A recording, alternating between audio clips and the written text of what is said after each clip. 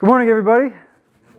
Excited to be here, and I'm excited to share several slides with you. I'm a little ADHD. I like to walk. I have some hand movements and gestures, so grab your notepads and hop on board. So if you use like Fireflies or somebody, a note taker, if you're allowed to use those, now's a good time to do that as well. If I move a little too quick, don't worry. We'll have a little Q&A at the end, and I will supply you with a recording of today and the slide deck as well. So you guys can go back through and relive this fantastic moment. So, thank you again for having me. A little bit about what he said. I've been entrepreneurial spirited since the age of 4, I would say. Very young age. I would always want business cards and a briefcase and pay attention to the stock market and all that kind of stuff at a kid's age. I'd be in 5th grade and I'd be like, study the stocks. And Mom, can you sign me up for a stock account? And can I trade some money? And I did, made a little bit of money for fun, and then went and spent it like any kid would. So I've worked with some leading marketing agencies in New York City. I worked for a handful of them for free, like 6 of them. Worked for 4 or 5 of them for free. The other 2, I barely got paid, and it was barely part-time. I wanted some experience out in the field, out in the warehouse, and in the offices. I helped open and launch 3 Sephora stores in Manhattan. I worked for Coca-Cola, Sabra Hummus, Walmart, Kodak, Canon, Coca-Cola, Illy, the coffee company, almost a lot of these brands, State Farm, OU, OSU, TU, ORU, worked with a lot of different organizations over the last little over a decade. I help a lot of these businesses and brands look good, be found, and stay on top, like what you mentioned earlier. There's a whole mythology to that, which I'll elaborate and kind of build a full circle on throughout today's presentation. I started Sooner Marketing in 2014, so this is going on our 11th year. To make a business last as long as 10 years is very difficult to do. There's a lot of things that's happened, especially between COVID, some ex-business partner experiences and stuff like that. And if you want to learn more about that and how I've gone through those journeys, you can listen to Brews and Business, which I'll show you a little bit about that here in a moment, or you can just get with me and I'll educate you or show you about that. I won an Entrepreneur of the Year in 2022. That was really cool. Got put in a magazine for that. And like I said, I've worked with a lot of global enterprise brands, all the way down to where people are just now starting the business yesterday. So a lot of experience, a lot of things I'm excited to share with you guys. Sooner Marketing, like I said, founded in 2014. The process is to look good, be found, and stay on top. I love to work with companies and organizations that are between 5 million and 20 million in revenue, somewhat established. They're probably at least 2 or 3 years old. I will work with some new foundational brands, so if they haven't established anything just yet, those are okay to work with too, but I have a favorite. I know the sweet spot and the process works really well with those companies. I work with them over a 3 to 5 year period, and I'll elaborate a little bit more on the process and the timeline of that a little bit later. So that's a little bit about Sooner Marketing. About Brews and Business, you know how many conversations that you have at a coffee shop or at a friend's place, and you're like, oh my God, this is a good conversation, and if so-and-so heard it, it would change their life, and it would change their perspective on this. Well, now I just put a microphone in front of you, and let's talk about it, and let's try to make an impact and a difference on professionals, other entrepreneurs. I've had conversations with people who have just started their business, who are wanting to start their business, and people who are professionals, all the way to, there's this guy that he sold 4 companies, and one of them was worth $800 million when he sold it. And he didn't get started until he was 53. Crazy. So you're not behind if you wait another year or 2 till the tariffs calm down to get started, okay? I have the biggest fear of being behind. I'm always behind. I'm running out of time or whatever. You got time, especially now, so you're good. I'm 32, by the way, so I'm not much older than you guys. I say that, but it's probably like another 10 more years, which really feels weird. So that's a little Brews and Business. Really, really good conversation. So we brew coffee, brew tea, anything that we can brew and have those kind of conversations. So what we'll cover today, what is IMC, how to implement it, digital versus traditional, and a return on marketing investment, or ROMI for short. So hopefully by now, you guys have learned and you know what IMC is, but to reiterate it and just make sure we're on the same page, to make sure that we take all these coordinated marketing and advertising efforts, we combine them into a clear, consistent brand voice, message, something that's cohesive. When I smell it, taste it, touch it, see it, whatever it is, I experience it, I'm like, that is what I want to buy into, that is what I want. So as a few examples of some of the different tactics that you can utilize, we're all aware of some of the traditional ones like social media. There's things that are also like sponsorships. So like here at ORU, you can sponsor the baseball, the soccer, the basketball games and stuff like that. And you can have the courtside signage. So that would be like sponsorships.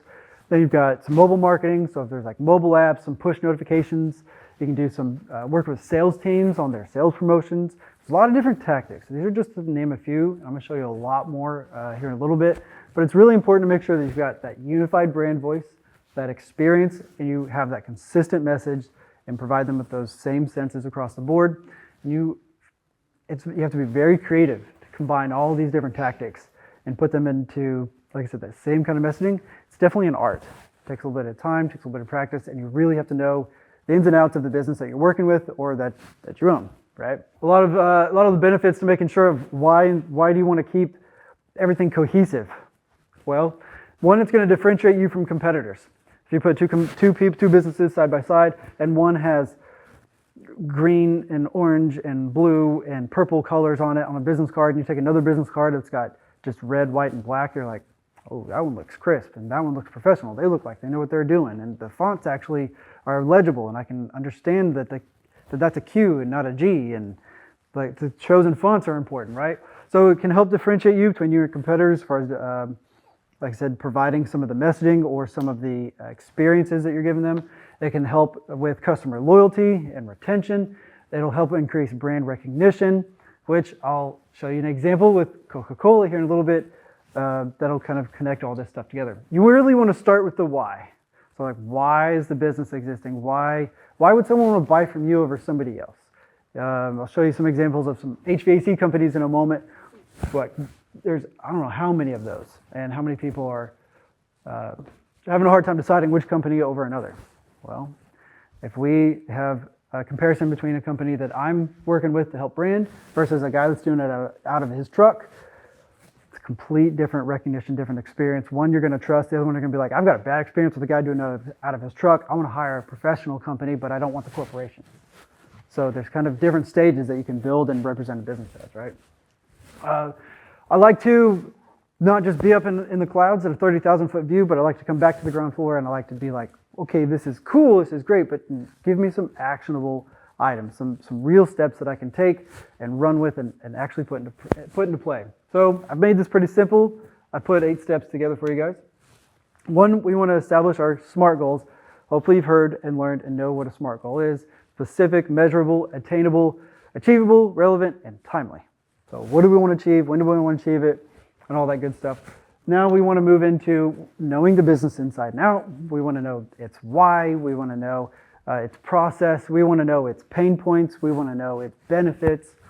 Moving on to, we want to know how that business is applying to its target audience or personas.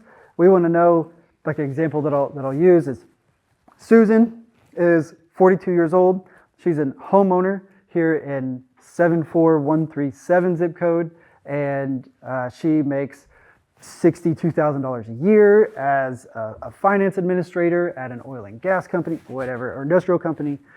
She uses these tools or software at her company. She has these challenges, she has these goals, she has these interests. Once you figure all that out, now you know exactly where to hit them with what and how to get them triggered to be able to take action, right?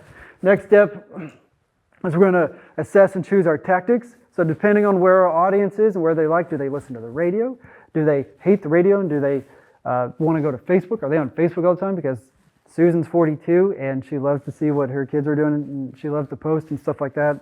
Maybe Facebook's the right platform. Maybe it's not Facebook. And maybe whenever she's trying to help overcome her challenges, she goes to Google and she Google searches something.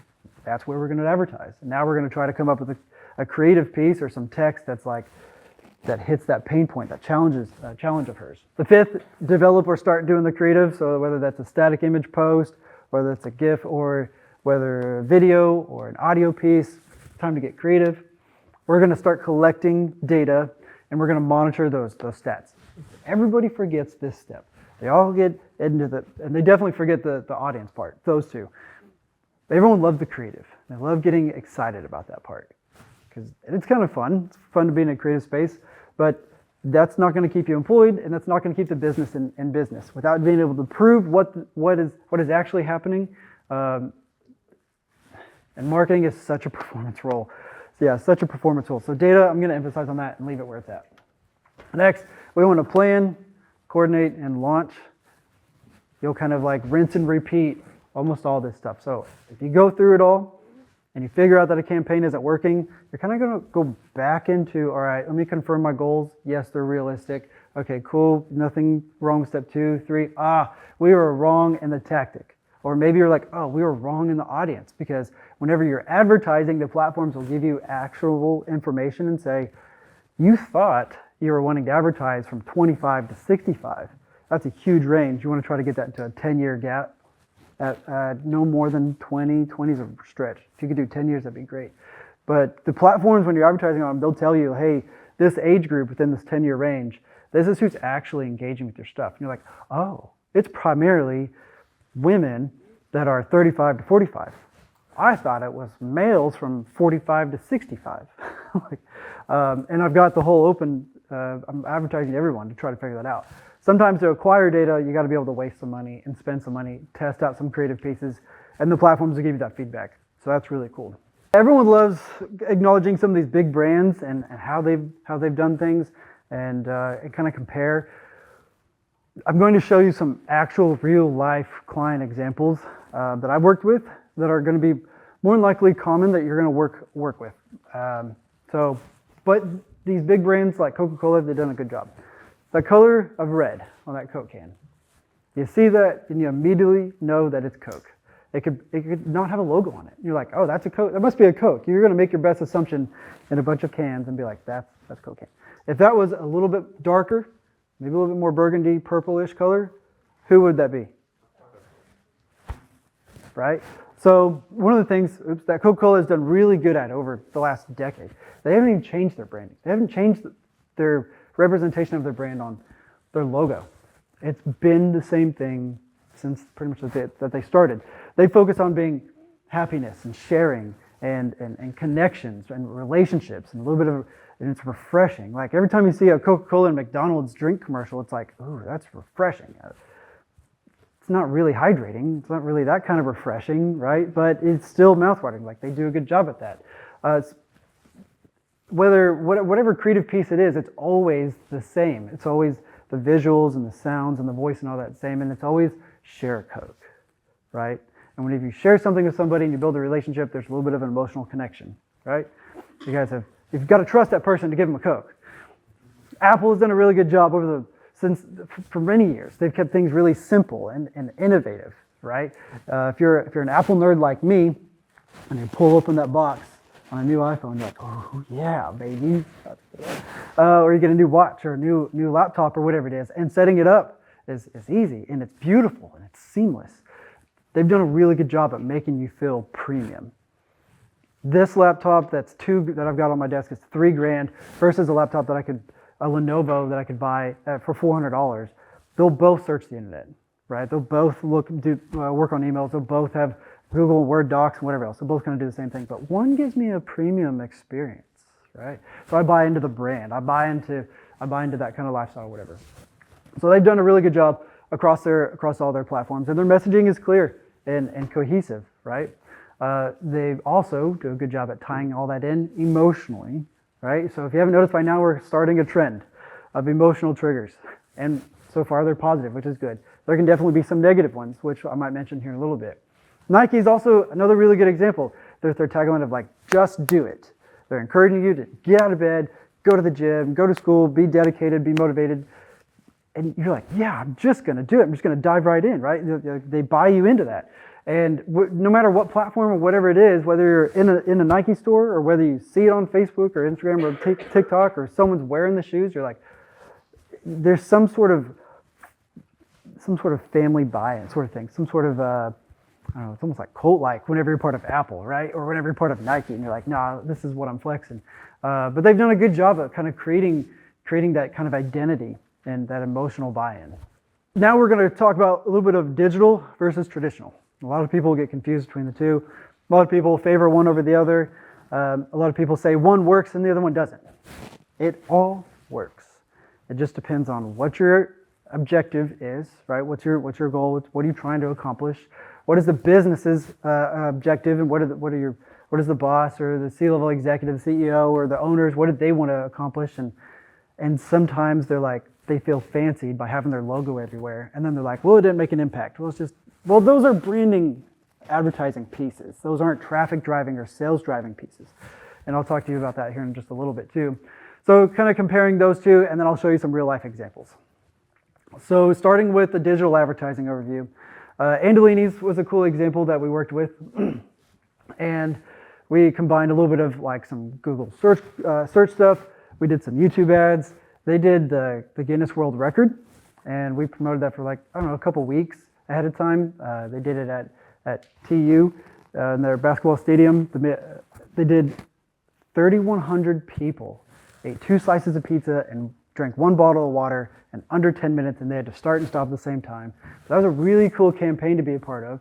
And that kind of continued on at the same time where we helped them with their March Madness stuff. So the digital side of things, we have streaming audio and video like Spotify ads, we have Hulu ads, LG, Samsung streaming TV channel ads, stuff like that. I love the digital side of it because I can track it.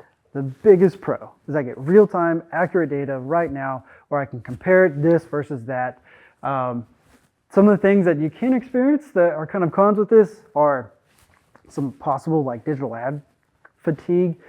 People sometimes get tired of just being sold to on social media, and they're sitting there scrolling through TikTok and like, can I not see an ad for a few swipes, or like on Facebook or whatever it is? So there's a little bit of that fatigue. Of course, privacy laws and policies and stuff like that, and ad blocking tools, that can make it a little difficult. But in the grand scheme of things, digital advertising is has such good tactics. Now on the traditional side, there are things like television, radio, newspapers, sponsorships, print, billboards, all sorts of mailers, right? One of the best things about using traditional advertising methods is that it's very local. Kind of hard to go and do this stuff in Australia with a company that's servicing Tulsa, nor would I want to, right? But the reach is going to be very local. I can even be a lot more specific than that. And if I'm trying to capture the audience that's working downtown and they commute from there to Glenpool and back, I may want to put up a billboard right there and capture their attention and be like, hey, now did you change your air filters on your HVAC and promote an HVAC company there? And constantly remind them. And then eventually, hopefully they call about changing their filters or whatever it is. Or maybe it's restaurants, like, hey, hungry yet? Did you stop on your way to work for a donut? And it's a donut shop billboard, whatever it is. Hopefully you get the idea by now. So local community impact is great on the traditional side. Some of the cons are is higher cost, and it takes longer to see if it works, because I don't have real-time data. I'd be putting up a billboard, and then 3 to 6 months in, and they're like, is it working? I'm like, maybe, but I'm also doing digital stuff, so who knows what's working, right? Hopefully this makes its own kind of unique impact by buying somebody's brain. Buying a part of their brain is I want them to think about me when I'm on the radio, I'm on a billboard, and I'm on their social media, and when the time comes for them to want to buy, they think of me. They don't think of another company. So that's kind of an interesting way to kind of use both of these digital and traditional stuff, which I'll emphasize a little bit more. But yeah, so difficult to track. Dale and Lee's is an example where if you listen to the radio, which I don't think a lot of you guys do, probably more like Spotify, right? Or Apple Music. So that's Apple Music for me. But I do listen to the radio. I would encourage you to listen to the radio because you're going to hear and experience what the different stations are like. Use an example where 92.1 The Beat is primarily young mothers between the ages of like 23 to 25 up to 35. Well, this other channel down here of 102.3 KRMG, like that's your 55 plus, which that is not going to last much longer. We've probably got another 15 years left on that station before they're going to have to figure out something else, which I'll mention later on too, about you got to be adaptable, and it's good to be aware of what your tactics are like, right? And you're going to listen to who's advertising on what stations. The HBA, Tulsa HBA Home and Garden Show, that's a great way for a great tactic to actually talk to people and see them, talk to homeowners. Billboards, example too, where they can see brand recognition. Billboards are really just great for branding. Who have seen the Executive Homes billboards? The black billboards with the white, that's all it is. It just says Executive Homes. And they are plastered everywhere. You know, they're based out of Owasso. They're based out here. And they did a Super Bowl commercial, spent well over $7 million this last year and the previous year too. The previous year, the Super Bowl commercial I thought was great. And so I'm going to show you examples of, I won't be able to include there, show you examples of combining traditional and digital. What they did last year was they had a QR code with their logo in the middle, and it just bounced around like this, like an old 2000 Windows XP screensaver. And it was silent. It didn't do anything for 30 seconds but that. I thought it was genius. And it worked great. Well, why? Because at Super Bowl parties, there's noise when the TV stops and it goes silent. Like, what happened? Or you look at the TV and you're like, okay, what is that QR code going to do if I scan it? And it lasted long enough to get a reaction for for the TV to go off for 3 to 5 seconds. It bounced around for a few seconds, gave me an opportunity to acknowledge it, gave me a remaining 15 to 20 seconds to go, let me scan it. So that worked. That was pretty cool.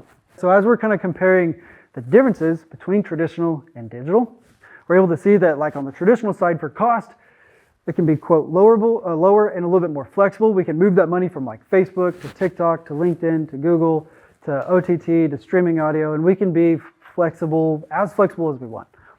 Just started a campaign doing some YouTube ads for a client a few weeks ago, and then they're like, hey, can we actually adjust this money, blah, blah, blah. I'm like, we can do whatever you like, but I don't have enough data to be able to make that like a justifiable decision yet. So we'll let it run its course for a little while longer, then make that decision later. While traditional is going to be a higher fixed cost. So the billboard is going to be $1,500 a month for the next 12 months. While on the digital side, I may need to increase that, and I may need to decrease that, and I can scale it, which is another big important factor of digital, is if I want to boost in business short term, I can increase my budget a certain percentage, get a little bit of boost in business, move it back down to kind of like a brand awareness maintenance budget. I can be a lot more targeting with digital. I know where you guys have been. I know what tools you use. I know what platforms you're on. I know what websites you visited. I know what you click on. I know when you stop scrolling on a website. I know the hotspots of everything. It's a little scary. But if you've got an Android, if you've got an iPhone, you've already sold your soul. It's gone to me. And now I'm using it to sell to clients.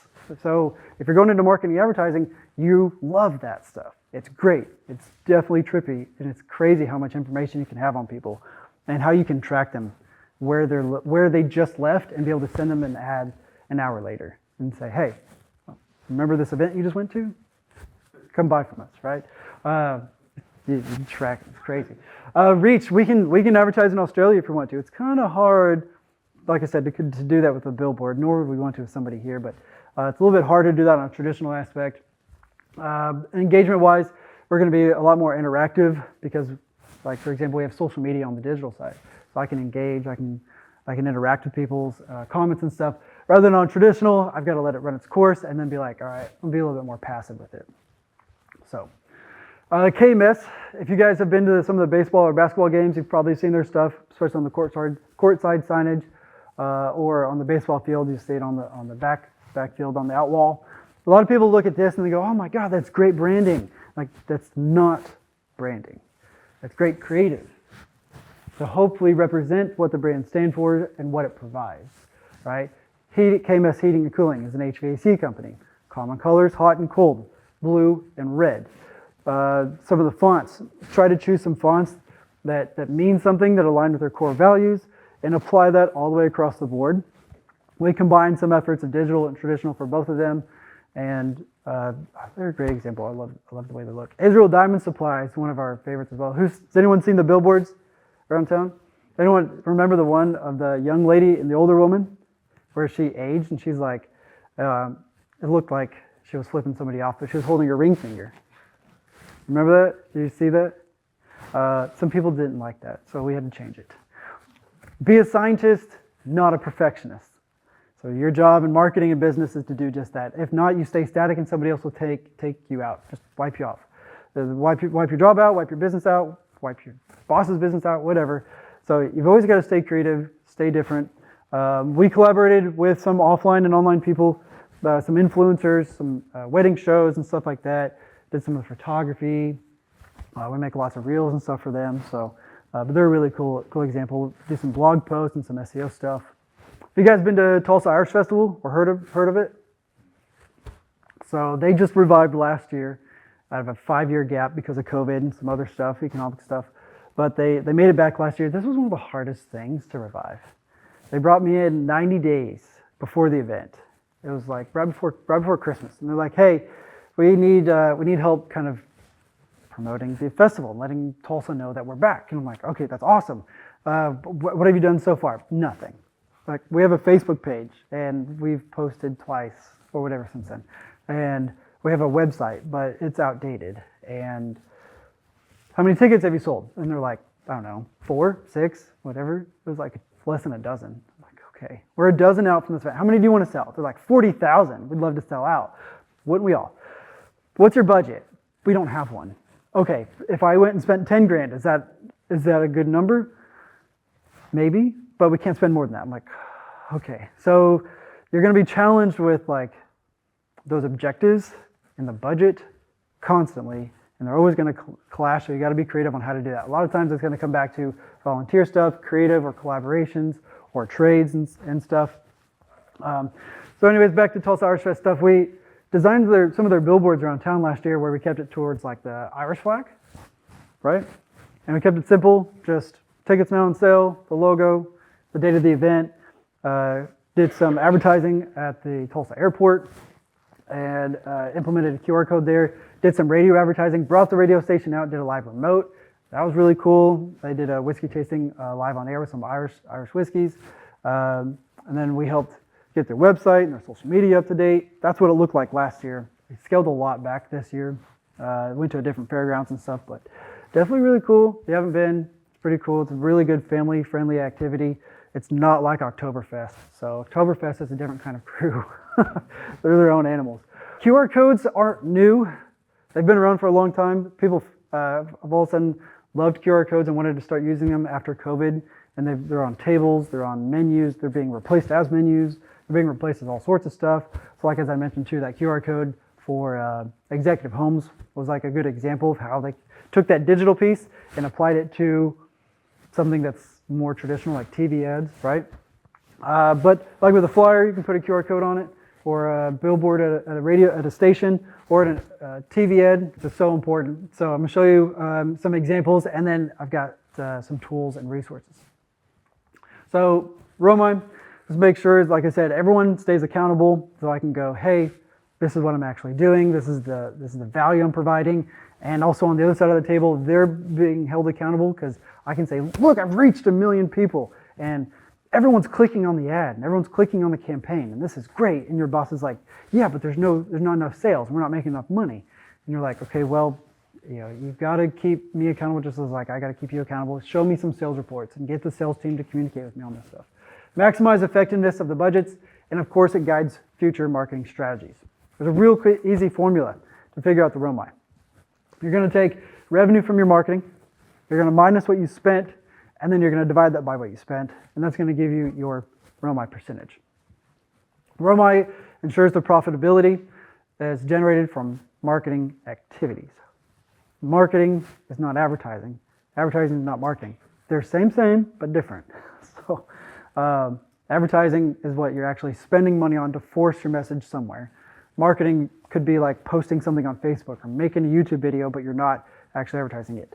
It could just be, could be making a flyer, right? It could be doing some SEO work. That could be marketing. Some examples. So a company makes $200,000 and they spend 50. You're going to subtract that and divide it by 50,000. That's going to give you 300%. That's just on the gross level.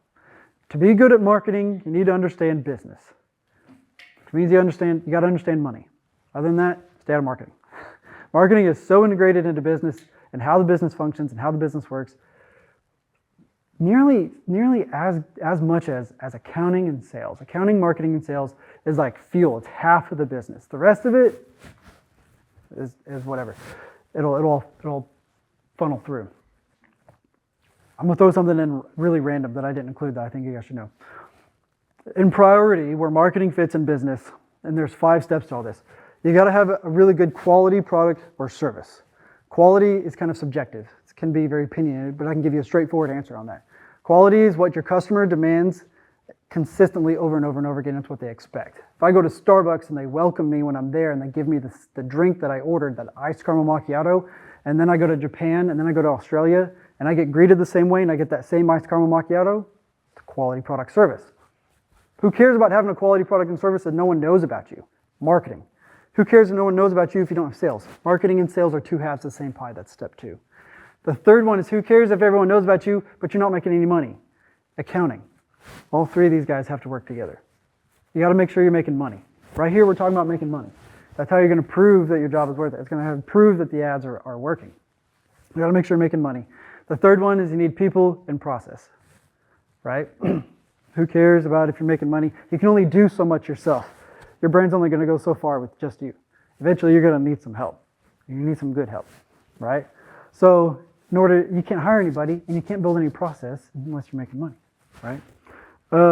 Then you got a couple other pieces like HR and then some legal and stuff too. So that's kind of like where marketing fits in all this. So a good ROMI is generally considered 5-to-1 ratio, with the exceptional being 10-to-1.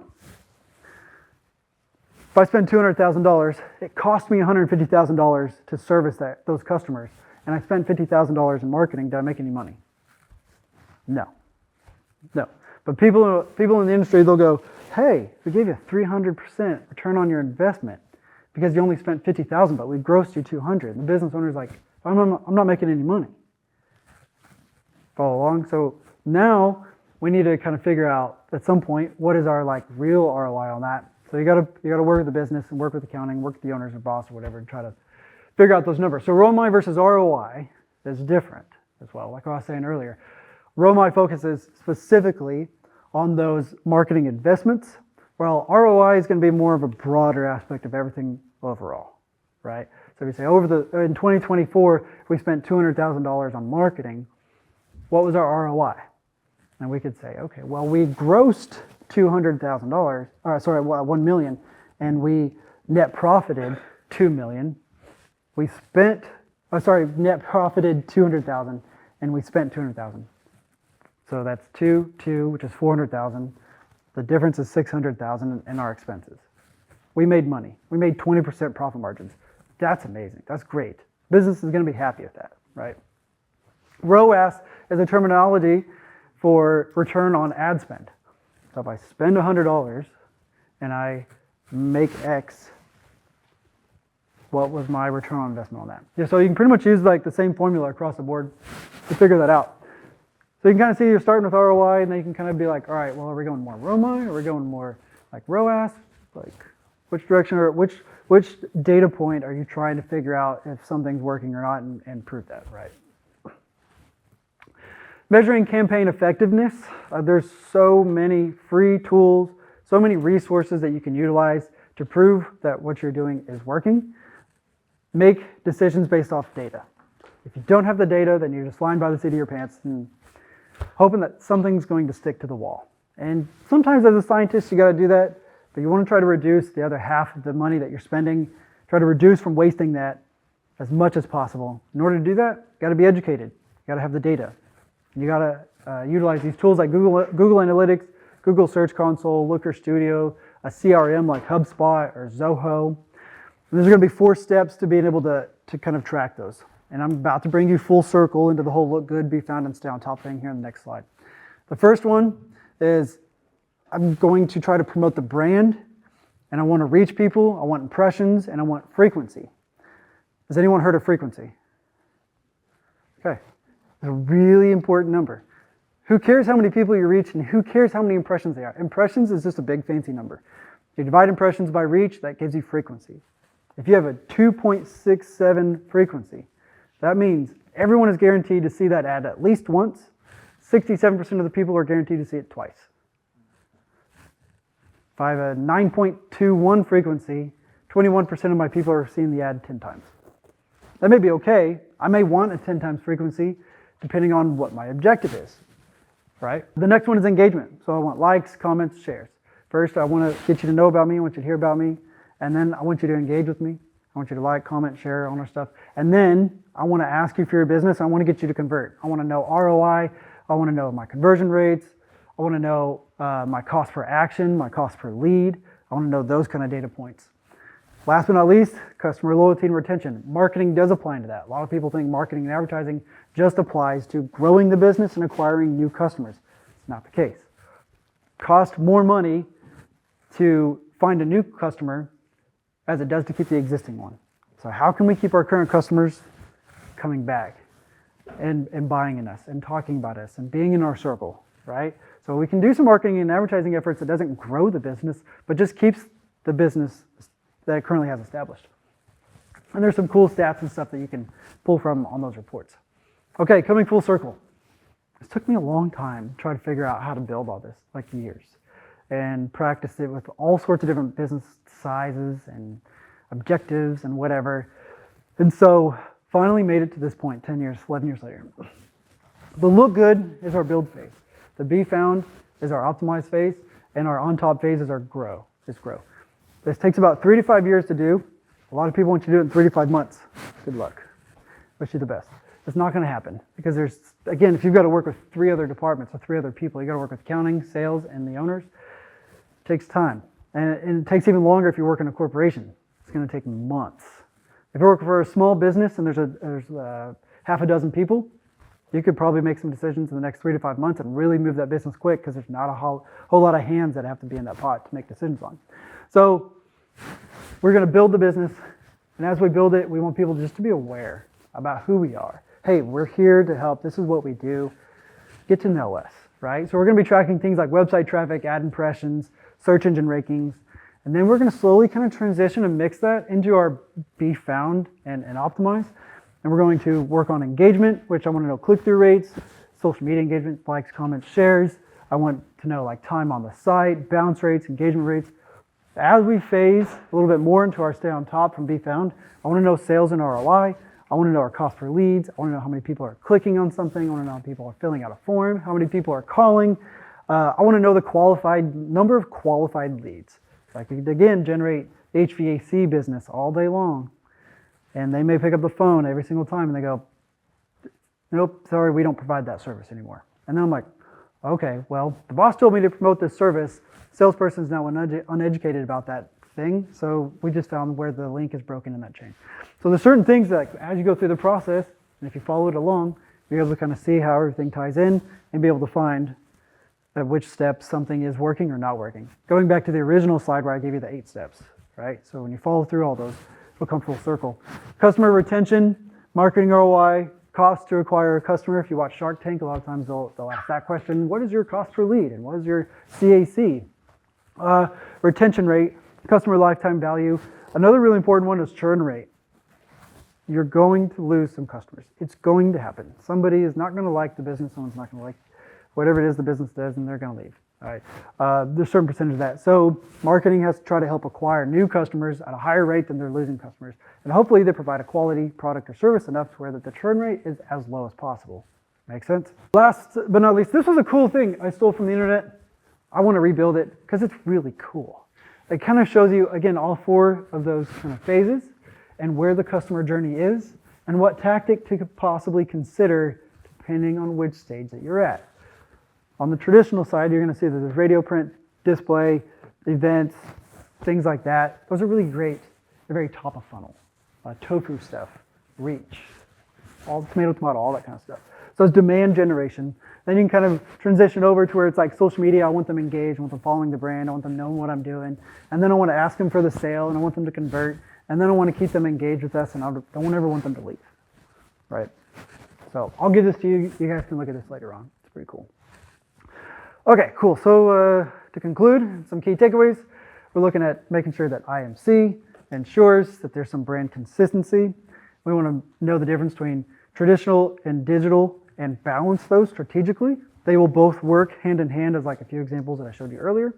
And then we want to always measure and track the data, which is what everyone forgets to do, like I said. So really emphasize on that point. Stay adaptable and always be learning. What worked 3 months ago on Google is no longer working. And especially with as fast as AI is moving and making changes, Gemini is now your search result. Well, where does Gemini get its information from? Strong, accurate websites with good information, right? So I encourage you to be a scientist, not a perfectionist, and that's just about all I have for you guys. So, Have you ever started your own business and I guess marketed for your own business yourself? Besides this, Yeah. yeah, I had a podcast studio for about 2.5 years, and realized that it was not profitable, and the audience was not worth it, and it didn't make the money, so I shut it down. I quit it. I had a business that my grandpa gave me in 2009 when he passed away. The patent expired a few years later. I still ran its course, so I just shut it down 2 years ago. Made a little money from that, and that was fine. I've had a couple other businesses, un-LLC things on the side before I even started student marketing, like throughout high school. Legit businesses, I was making money from it, but official-wise, I try to stay in my lane. I like staying with what I know, what I'm comfortable with, and this is my stuff. So if I go too far and I see the woman in the red dress, and I'm gonna be like, oh, that business looks better than mine. You know, that one looks like it should make more money or whatever it is. It's a movie reference, by the way, from The Matrix. Oh. That's what I'm referencing. So. I like that question actually. If I can piggyback on that. So we only have 1 minute. Is there something that you want to highlight for someone? Because there are a few marketing students here and others that may come alongside that. Is there something you would give an advice to someone who's trying to start a marketing firm?